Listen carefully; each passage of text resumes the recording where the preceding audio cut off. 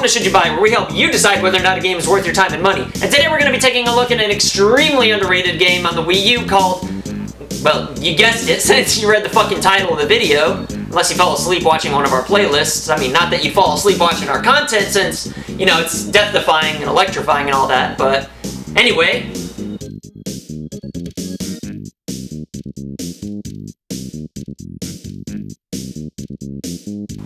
Yoshi's Woolly World for the Wii U.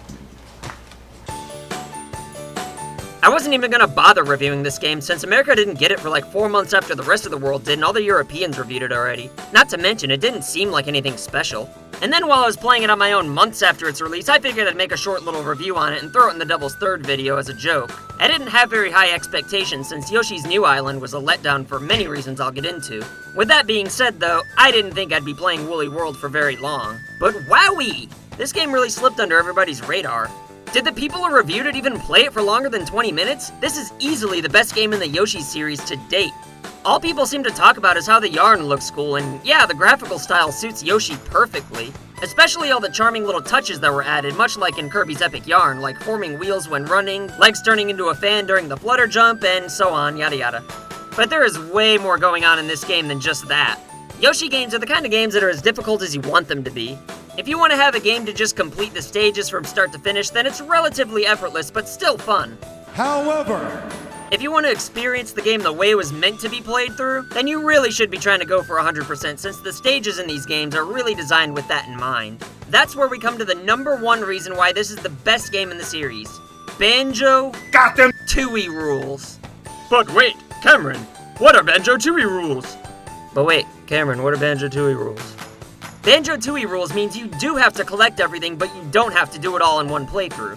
Now before everyone starts calling me a wuss for not wanting to do it all at once, I've 100%ed the original Yoshi's Island and the forgotten until recently sequel Yoshi's Island DS.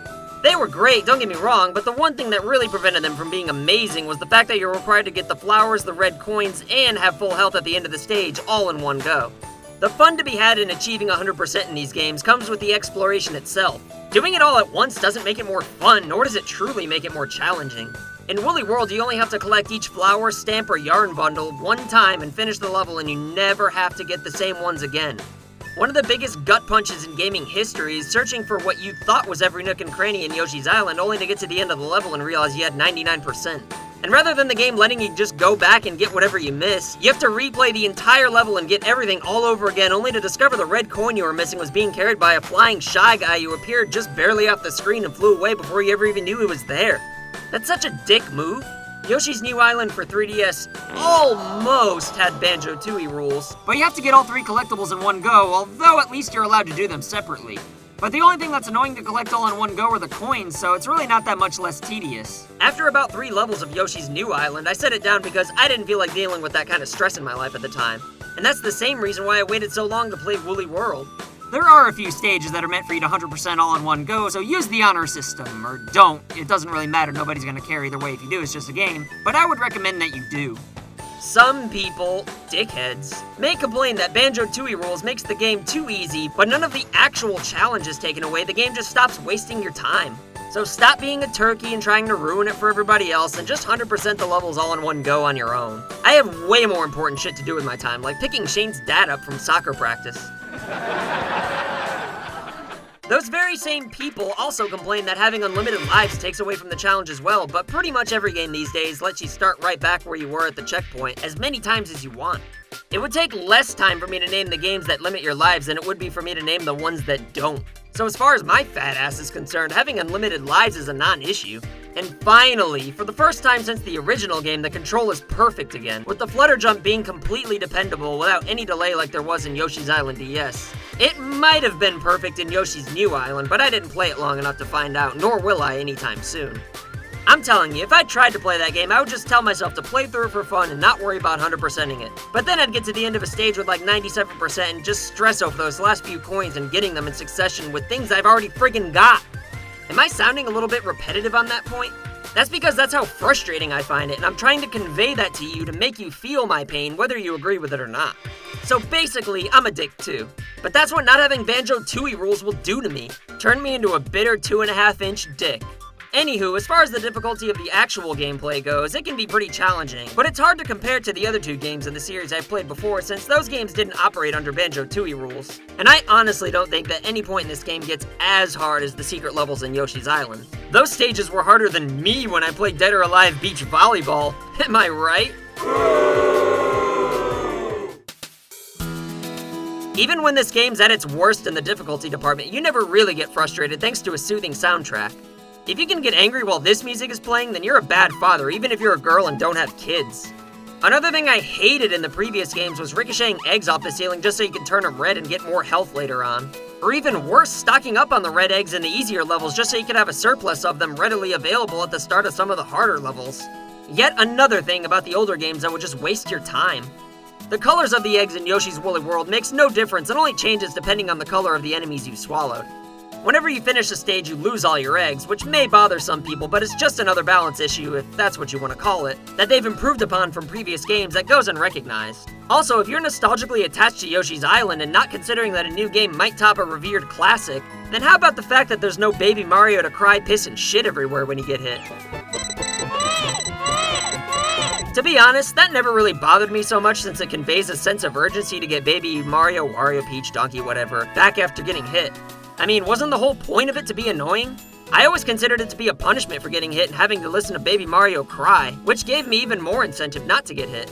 It didn't turn your TV volume up or anything like that, so I never really saw the big deal about the crying that everybody else did. The only noise I find annoying in every game after the original that nobody ever talks about is Yoshi's flutter jump humming. The original sounds so much better. The humming noises always just creep me out, but it's really more of a nitpick. The only other real problem I have with this game is that I hate the hidden clouds. Anytime I ever have trouble finding anything in this game, it always ends up being a hidden cloud. Some of them are in obvious places, but most of them require you to jump around randomly, and that simply isn't fun most of the time. It's kinda fun sometimes, but I get pretty salty when I think I've exhausted every possibility in a stage only to discover the item I was missing was in a place I feel like I should have checked the first time. I half feel defeated and half cheated since it's really not clever of the game designers to hide clouds in random places. Another plus side though to Yoshi's Woolly World is the 2-player mode, which I haven't really played to be honest, but hey, it's cool to have it as an option at least, I guess. Even though it's another missed opportunity from Nintendo to incorporate online play. It'd be fun to just jump into random people's games and vice versa. But, I get it, Nintendo's afraid pedophiles will ruin everything. Those pesky child molesters. When will they learn that crime doesn't pay? Although the Amiibo support in this game is pointless, the actual Amiibos are made of real yarn, and that's something, I guess. I don't know, my dumbass bought one. I got the shirt for free, though. I really don't understand how this game isn't getting as much praise as it deserves. IGN said that the levels aren't very good, but I get the impression they were just trying to play it from start to finish without collecting anything.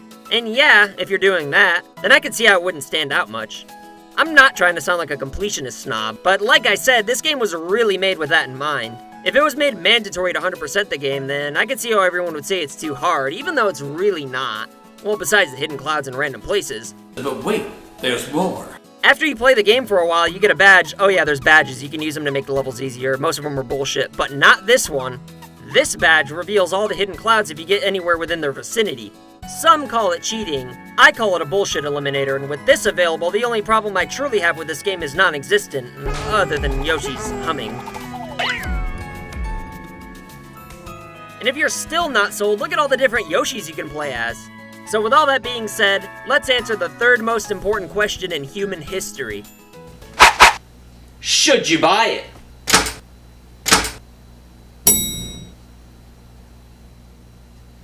Well, yeah, I think this is by far the most underrated game of 2015 for any console, let alone the Wii U, but you do have to play it for longer than 5 minutes. And why don't you 100% it while you're at it? Just buy or shoplift it. Let me know in the comments if you think I'm a goon for using the hidden item badges, and if you're watching this video on Christmas, then Merry freaking Christmas to you. And remember, as always, fuck my